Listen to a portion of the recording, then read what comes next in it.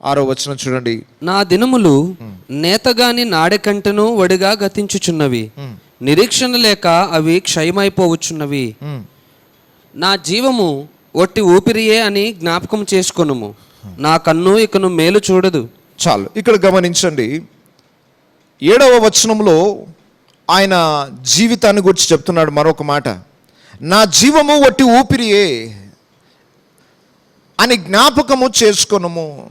నేను ఏ పాటి వాడిని, ఒక చిన్న ఊపిరిని, నన్ను జ్ఞాపకం చేసుకో అంటున్నాడు. ఇంతకు యోబు ఎవరితో మాట్లాడుతున్నాడు ఈ మాటలు? ఇప్పటి వరకు ఎలిఫజ్తో మాట్లాడినట్టు చూసాం మనం. కానీ ఇక్కడ మాట్లాడుతున్న మాటలు నా జీవము ఊపిరి వంటిది అని నువ్వు జ్ఞాపకం చేసుకో అని ఎవరితో అంటున్నాడంటే, ఇక్కడ దేవునితో యోబు పలుకుతున్న మాట. దేవా, నన్ను ఒక సామాన్యమైన వ్యక్తిగా గుర్తించి కాస్త నా మీద జాలిని చూపించు, నన్ను జ్ఞాపకం చేసుకో అంటున్నాడు. జ్ఞాపకం చేసుకో అంటున్నాడంటే దేవుడు నన్ను మర్చిపోయి ఉంటాడు, మరొకసారి గుర్తు చేద్దాం అన్నట్టుగా పలికినట్టుంది. ఇలాంటి మాటలే కీర్తనకారులు చాలామంది దేవుని దగ్గర మొరపెట్టారు. దేవా, నీ దాసుని మర్చిపోకు, నీ దాసుని జ్ఞాపకం చేసుకొనుము. ఈ మాటలు భక్తులు ఎందుకు పలికారంటే, వాళ్ళ జీవితాలలో కూడా దేవుడు జోక్యం చేసుకోకుండా మౌనంగా ఉన్న దినాలు ఉన్నాయి. దేవుడు ఏమీ పట్టించుకోనట్టు కనిపించే పరిస్థితులు అనేక మంది భక్తుల జీవితాల్లో ఉన్నాయి. దయచేసి గమనించండి, కొన్నిసార్లు దేవుడు జోక్యం చేసుకోకుండా మౌనంగా ఉన్నంత మాత్రాన దేవుడు మనలను మర్చిపోయాడని ఎప్పుడు అనుకోకూడదు.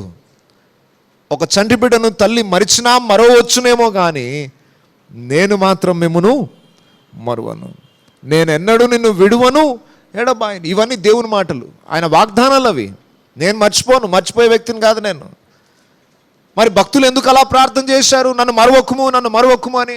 అంటే దేవుడు మర్చిపోయినట్టు అనిపించే సందర్భాలు ఉంటాయి జీవితంలో. ఇక్కడ కూర్చున్న వారిలో కూడా ఆ విధమైన అనుభవాలు ఉండొచ్చేమో. ఏంటి, ఎంత ప్రార్థన చేసినా దేవుడు ఏమీ స్పందించట్లేదు, దేవుడు నన్ను మర్చిపోయాడా ఏంటి, దేవుడు నన్ను తృణీకరించాడా ఏంటి, నా పరిస్థితిలా మారిపోయింది ఏంటి అని కొన్నిసార్లు నిరాశ వ్యక్తపరిచే అవకాశాలు ఉన్నాయి. దయచేసి గమనించండి, దేవుని యందు విశ్వాసం ఉంచిన ఏ నరుని దేవుడు మర్చిపోడు, విడిచిపెట్టడు. కొన్నిసార్లు మౌనంగా ఉన్నంత మాత్రాన దేవుడు నీవు కొన్ని పరిస్థితుల నుండి వెళ్ళడానికి అనుమతినిచ్చాడే తప్ప నిన్ను మర్చిపోలేదు.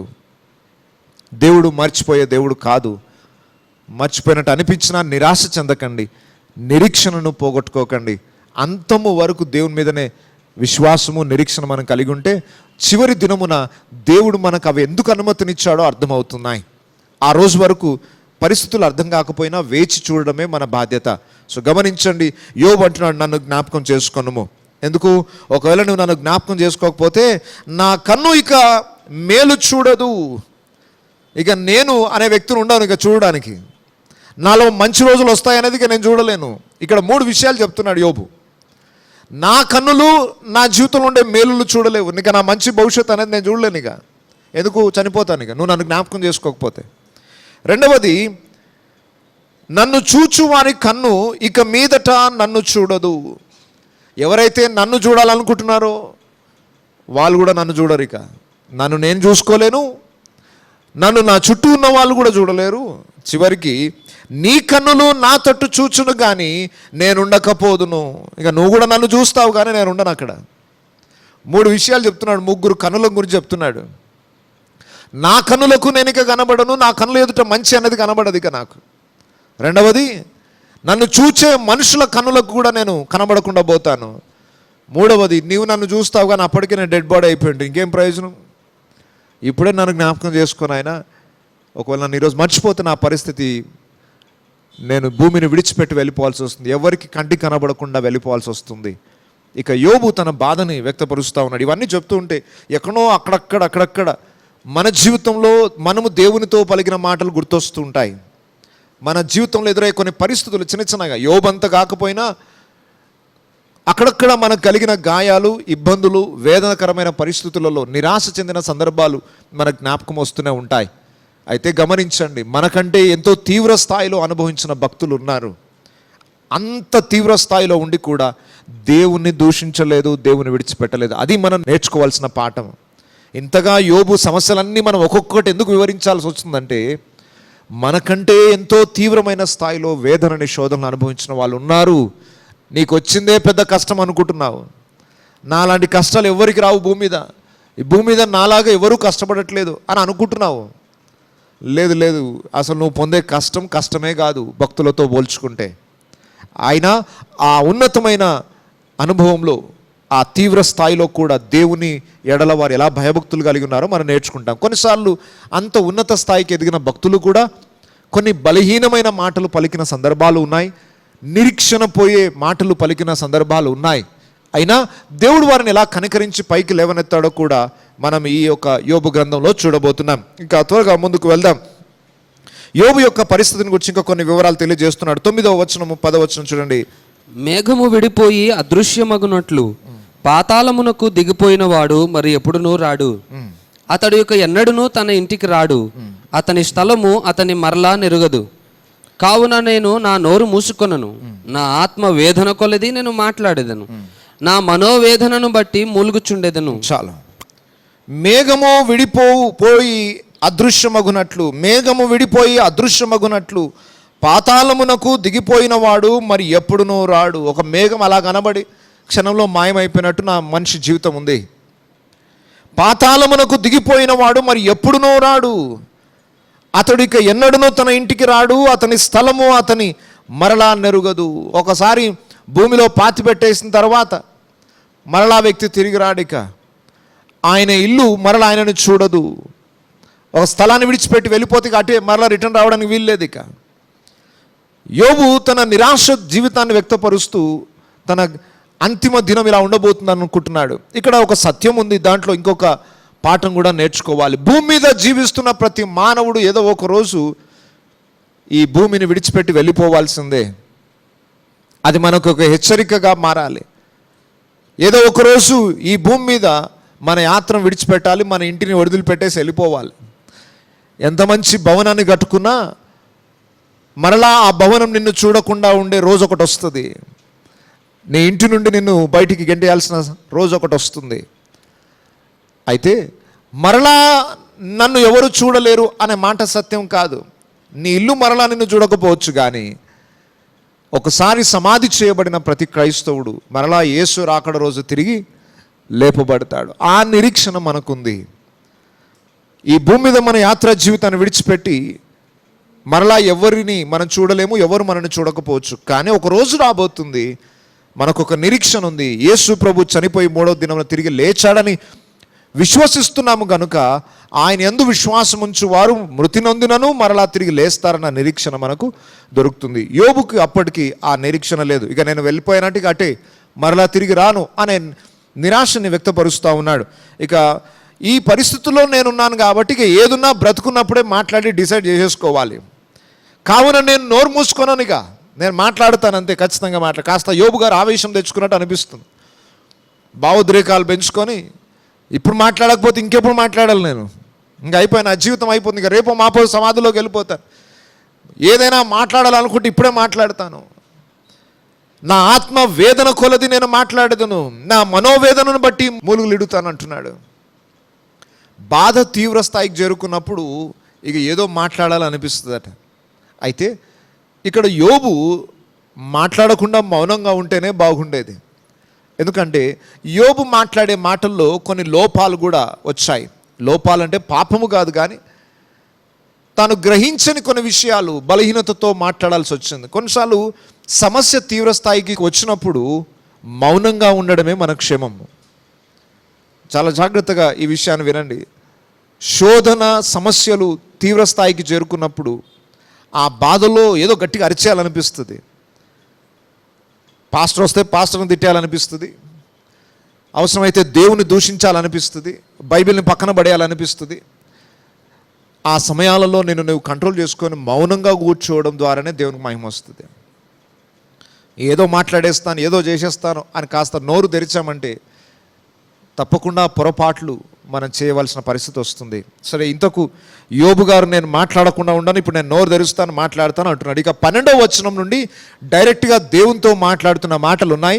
12వ వచనం చూడండి. నేను ఒక సముద్రమున, సముద్రంలోని భుజంగమున, నీవెందుకు నా మీద కావలి ఉంచెదవు? ఒక్క నిమిషం. దేవునితో యోబు మాట్లాడుతున్నాడు. నేను సముద్రమున, సముద్రములోని భుజంగమున, నా మీద ఎందుకు నువ్వు కావలి ఉంచుచున్నావు? నీవెందుకు నా మీద కావలి ఉంచేదవు అంటే ఇండైరెక్ట్గా యోబు అంటున్నాడు ఏంటంటే, నువ్వు నా మీద కావలి పెట్టావు, గురి పెట్టావు. ఇంతకు యోబు మీద దేవుడు గురి పెట్టాడా, సాతాను గురి పెట్టాడా? కానీ ఎవరిని నిందిస్తున్నట్టు కనబడుతుంది ఇక్కడ. నువ్వు చేసావు నన్ను ఇట్లా అంటే సమస్య తీవ్ర స్థాయికి చేరుకున్నప్పుడు ఇండైరెక్ట్గా టార్గెట్ని ఎవరు చేస్తాం మనం? నువ్వు చేయబట్టే నా బ్రతికి ఇట్లా అయిపోయింది అనే పరిస్థితి వస్తుంది ఇండైరెక్ట్గా. అయితే దేవుడు యోబు పలికిన మాటల్ని పాపంగా ఎంచలేదు. ఆ బాధలో, ఆ తీవ్ర స్థాయిలో అతడు మాట్లాడిన మాటలు అతని గ్రహింపు లేకుండా మాట్లాడుతున్నాడు. సమస్య కారణం సాతాను అన్న విషయం యోబుకు తెలియదు కాబట్టి అలా మాట్లాడుతున్నాడని దేవుడు అతను ఏమి తప్పుపట్టలేదు. కానీ ఆ విధంగా మాట్లాడడం కూడా తప్పే అని మనం ఇప్పుడు గ్రహించాలి. ఎందుకంటే తెర వెనుక ఏం జరుగుతుందో మనకు తెలుసు. ఇప్పుడు దేవుడు అతన్ని గురిపెట్టలేదు. అతని ఇబ్బందులకు కారకుడు దేవుడు కాదు. కానీ యోబు ఏమనుకుంటున్నాడు? దేవుడు నన్ను గురిపెట్టి నా మీద కాన్సన్ట్రేట్ చేసి నా చుట్టూ ఒక కంచె వేసి నాకు కావలి నియమించి నా మీదనే పని కట్టుకొని కూర్చున్నాడు అనే బాధ యోబులో ఉంది. సరే, ఆ పదాలు చాలా పెద్ద సందేశము, ఓపిక కొలది దాన్ని వర్ణించాలి. నిజానికి ఇది 4 రోజులు ధ్యానించుకోవాల్సిన అంశం ఈ అధ్యాయం. 4 రోజులు ధ్యానించుకుంటే యోబు గ్రంథం ఈ సంవత్సరంలో కాదు మనకు. కాబట్టి కొంచెము ఆలస్యమైన ఒక అధ్యాయాన్ని పూర్తి చేస్తేనే బైబిల్లో మన చివరి శ్వాసలోపు చివరి అధ్యాయం వరకు వెళ్ళగలుగుతాం. సో అందుకొరకు కొంచెం ఓపిక చేసుకుందాము, ఈ సత్యాన్ని నేర్చుకుందాం. నేను సముద్రమున, సముద్రములోని భుజంగమున, నీవెందుకు నా మీద కావలి ఉంచెదవు? ఈ పోలిక ఎందుకు, అసలు ఎందుకు ఇలా పోల్చాడు యోబు? నేనేమన్నా సముద్రమున అంటే అర్థం ఏంటి? సముద్రానికి భుజంగములకు కావలిని నియమించాలి. నేనేమన్నా సముద్రమున నాకు కావలి నియమించావు. ఇంతకు సముద్రానికి కావాలేంటి? నేనేమన్నా సముద్రమున, భుజంగమున నాకు సెక్యూరిటీ పెట్టడానికి, నాకు కావలి నియమించడానికి నేను అంతటి పెద్దవాడినా అంటున్నాడు. ఇంతకు సముద్రానికి కూడా సెక్యూరిటీ ఉంటుంది. ఇక్కడ ఒక సత్యం, యోబు పలికే ప్రతి మాటలో జ్ఞానం ఉంది. యోబు గ్రంథాన్ని ధ్యానించిన వాడు జ్ఞాని అవుతాడు, సైంటిస్ట్ అవుతాడు. ఇంకో మాటలు చెప్పాలని, మెడికల్ డాక్టర్ కాగలుగుతారు, మీరు సైకియాట్రిక్ డాక్టర్ కాగలుగుతారు, మీరు సైంటిస్ట్ కాగలుగుతారు. యోబు గ్రంథం బాగా అర్థమవుతాయి. ఏం ఎంబీబీఎస్ కోర్స్ చేయకుండా, పిహెచ్డీలు చేయకుండానే అన్ని రకాల జ్ఞానాన్ని ఈ యోబు గ్రంథం నుండి మనం నేర్చుకోవచ్చు. సముద్రమునకు దేవుడు కావలిని నియమించాడు. సముద్రమునకు దేవుడు కావలిని ఎందుకు నియమించాల్సి వచ్చిందంటే, ఒకవేళ దానికి కావలిని ఉంచకపోతే అది భూమి మీద ఉన్న ప్రజల మీదకి వచ్చి ప్రజలందరినీ నాశనం చేస్తుంది. సముద్రానికి ఎల్లలను వేశాడు దేవుడు, చుట్టూ ఫెన్సింగ్ వేసి పెట్టాడు. ఈ బార్డర్స్ దాటి రావద్దు మీరు అని. ఒకసారి దేవుడు ఆ కావలిని తీసేసి కొంచెం చిన్న గేట్ ఓపెన్ చేసి చూశాడు. ఒకసారి భయంకరమైన సునామీ వచ్చి ఎన్నో రాష్ట్రాలు వేల మంది ప్రజలు నశించిపోయారు. దేవుడు ఆ కంచెను తీసేస్తే, ఆ కావలిని తీసేస్తే భూమి మీద ఉన్న ప్రతి ఒక్కడు చనిపోతాడు అంతే. సముద్రానికి దేవుడు కావలి నియమించాడు. ఇది నా సొంత మాటలు కాదు, బైబిల్లో ఎన్నో వచనాలు దానికి ఆధారాలు ఉన్నాయి. నీవు సముద్రమునకు ఆ కావలిని నియమించావు అన్న సందర్భాలు బైబిల్లో చాలా ఉన్నాయి. ఇర్మియా గ్రంథము 5వ అధ్యాయం 22వ వచనం, సముద్రము దాటలేకుండునట్లును దాని తరంగములు ఎంత పొర్లినను అవి ప్రబలలేకయు ఎంత ఘోషించినను దాని దాటలేకయు ఉండునట్లును నిత్య నిర్ణయము చేత దానికి ఇసుకను సరిహద్దుగా నియమించిన నాకు మీరు భయపడరా? దేవుడు ఏం చేశాడట, సముద్రము అలలు చూస్తుంటే ఆ అలలు చెలరేగి ఎక్కడ మీదకి వచ్చేస్తాయో పట్టణాల మీదకి అన్నట్టు అనిపిస్తాయి. అంత ఆవేశంతో వస్తున్నట్టు అలలు వస్తాయి. అంత దూరం వచ్చి లాస్ట్కి ఆ సముద్ర తీరంలోనికి రాగానే ఏమవుతుంది, అక్కడ రాగానే అక్కడ ఇసుక దిబ్బ దగ్గర ఆగిపోవాల్సిందే. ఎంత ఆవేశంతో వచ్చిన అలలైనా ఆ ఇసుక పొలిమేరలోకి వచ్చేసరికి ఆగిపోవాల్సిందే. దేవుడు అలా హద్దులు నియమించాడు, వాటికి కావలి నియమించాడు. 104వ కీర్తన 9వ వచనంలో కూడా ఆ విషయం ఉంది. అవి మరలా వచ్చి భూమిని కప్పకయుండునట్లు అవి దాటలేని సరిహద్దులు నీవు వాటికి నియమించితివి. చాలు. సముద్రమునకు సరిహద్దులను దేవుడు నియమించాడు. ఈ సరిహద్దులనే యోబు వివరిస్తూ సముద్రానికి కావలిని నియమించావు, అది సమంజసమే. ఎందుకు? ఒకవేళ కావలిని నియమించకపోతే ఆ సముద్రం మనుషుల మీద పడి మనుషులను నాశనం చేస్తుంది. రెండవది, భుజంగమున, సముద్రములోని భుజంగమున కావలి నియమించడానికి అంటున్నాడు. భుజంగము అన్న పదానికి ఎగ్జాక్ట్ మీనింగ్ ఏంటో ఎవరికి తెలియదు. భుజంగము అనేది ఒక భయంకరమైన జంతువు, ఒక పెద్ద జంతువు అని. కొన్ని ట్రాన్స్లేషన్లో అదొక సర్పముగా పోల్చారు. కొన్ని తర్జుమాలో డ్రాగన్, మనం చైనీస్ ఫాస్ట్ ఫుడ్ సెంటర్లో డ్రాగన్ బొమ్మలు చూస్తాం. సముద్రంలో డ్రాగన్ అనే ఒక జంతువులు ఉంటాయి, జీవులు ఉంటాయి. ఇక్కడ చెప్పబడిన ఆ భుజంగం అనేది ఒక డ్రాగన్, సముద్ర జీవి. ఇంకా కొన్ని తర్జుమాలో తిమింగలము, పెద్ద చేప, దాంతో కూడా పోల్చారు. సరే, ఏదేమైనా వాటికి కావలిని ఉంచకపోతే అవి కూడా మనుషులను గాయపరిచే అవకాశాలు ఉన్నాయి. అవి మనుషులకు గాయాలు కలుగజేయకుండా ఉండాలంటే వాటికి కూడా సెక్యూరిటీ పెట్టాలి. సరే, ఇవన్నీ ఎందుకు చెప్తున్నాడు యోబు అంటే, నేనేమన్నా సముద్రమున మనుషులను నాశనం చేయడానికి, నేనేమన్నా పెద్ద భుజంగమున మనుషులకు హాని చేయడానికి, కీడు చేయడానికి, నా మీద ఎందుకు నాయన నీకు కావాలి? నేను మనుషులకి హాని చేసేవాని కాదు. నా పాస్ట్ హిస్టరీ ఒకసారి చూడండి, నా మీద ఏం కేసులు లేవు, నాకెందుకు ఈ సెక్యూరిటీ, నా మీద ఎందుకు టార్గెట్ పెట్టావు అని దేవుని అడుగుతా ఉన్నాడు. నేను అంత పెద్దోని కాదు నాయన, నా మీద ఎందుకు ఫోకస్ చేశావు? నా వల్ల సమాజానికి ఏం నష్టం జరగదు, ఎందుకు నాకు ఈ సెక్యూరిటీ? నిజంగా ఈ అధ్యాయము ప్రతి విశ్వాసికి చాలా అవసరమైన అధ్యాయం.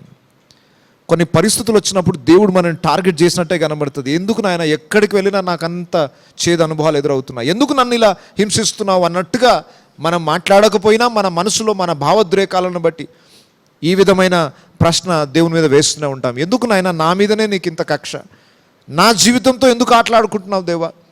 ఇలాంటి మాటలు చాలామంది పలకడం నేను విన్నాను. బహుశా అది యోబు పలికినట్టుగా అనేక మంది పలికే అవకాశాలు ఉన్నాయి. అయితే గమనించండి, ఇక కింది వచనాలు చూద్దాం. ఇక 13వ వచనం నుండి, నా మంచము నాకు ఆదరణ ఇచ్చును, నా పరుపు నా బాధకు ఉపశాంతి ఇచ్చును అని నేను అనుకొనగా, నీవు స్వప్నముల వలన నన్ను బెదిరించెదవు, దర్శనముల వలన నన్ను భయపెట్టెదవు. కావున నేను ఉరి తీయబడవలనని కోరుచున్నాను. ఈ నా ఎముకలను చూచుట కన్నా మరణము నొందుట నాకు ఇష్టము. చాలా.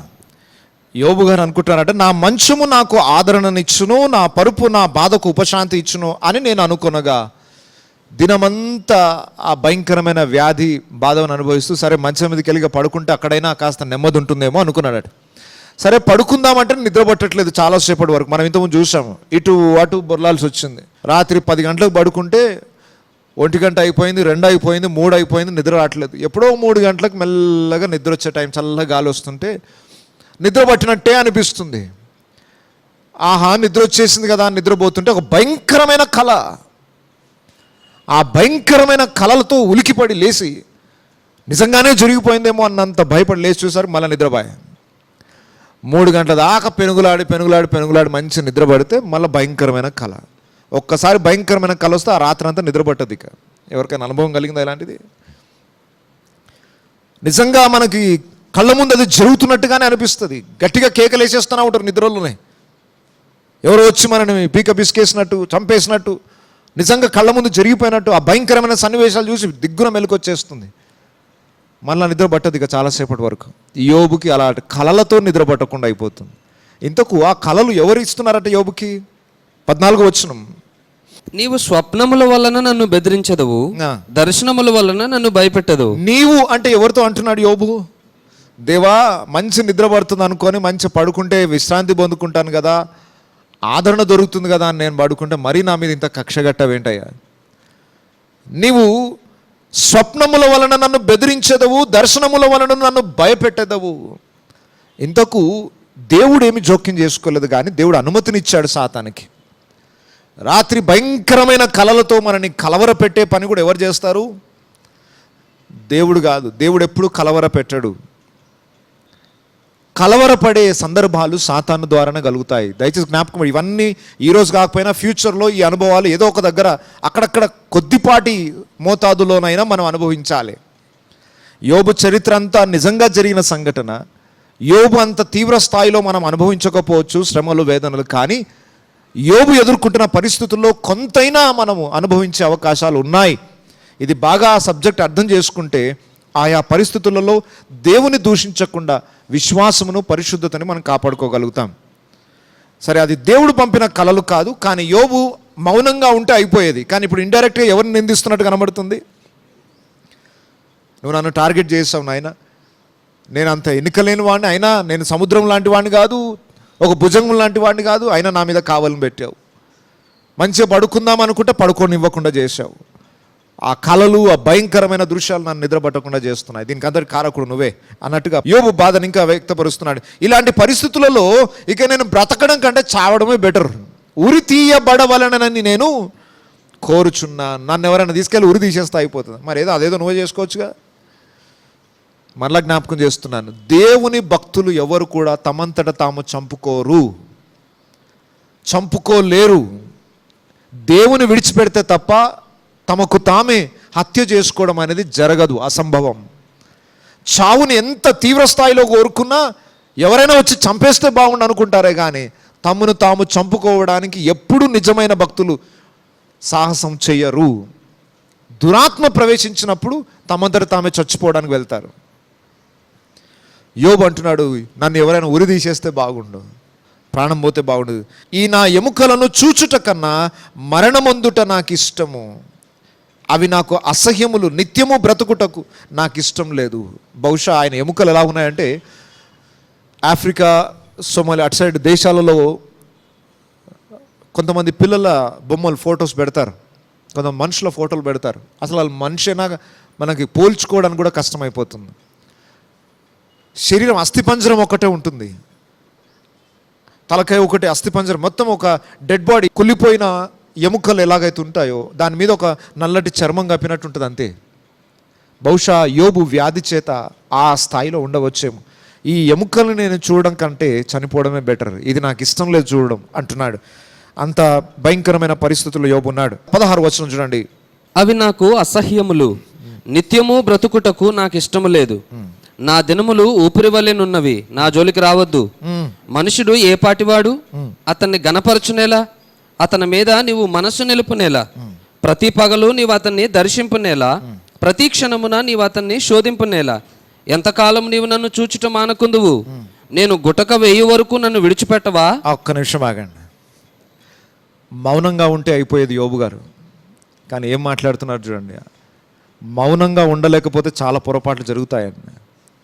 అఫ్కోర్స్ దేవుడు కృప చూపించి యోబును వదిలేశాడులే, కానీ నిజానికి అది కూడా సీరియస్గా తీసుకుంటే అది కూడా తప్పే. పాపం యోబు తెలియక మాట్లాడుతున్నాడు కాబట్టి క్షమింపబడ్డాడు. తర్వాత యోబును కూడా దేవుడు గద్దించాడు అనుకోండి. పాపమేమీ చేయలేదు కానీ అమాయకంగా మాట్లాడేస్తున్నాడు పొరపాట్లు. ఏం మాట్లాడుతున్నాడు? నా దినములు ఊపిరి వంటివి, నా జోలికి రావద్దు నువ్వు, దేవుణ్ణి నా జోలికి రావద్దు నువ్వు అంటున్నాడు. ఇంతకు ఈయన జోలికి వచ్చేది ఎవరు? ఈయనకు సమస్యలని కలిగేది ఎవరి ద్వారా? సాతాను ద్వారా. ఈయన ఎవరి ద్వారా అనుకోని అంటున్నాడు ఈ మాట? దేవుడే నన్ను ఈ శ్రమల నుండి తీసుకెళ్తున్నాడు. దేవా దయచేసి నన్ను వదిలేను, ఆయన నా జోలికి రావద్దు ప్రభు అంటున్నాడు. మనుషులంగా మనం రోజు ఏం కోరుకుంటాం?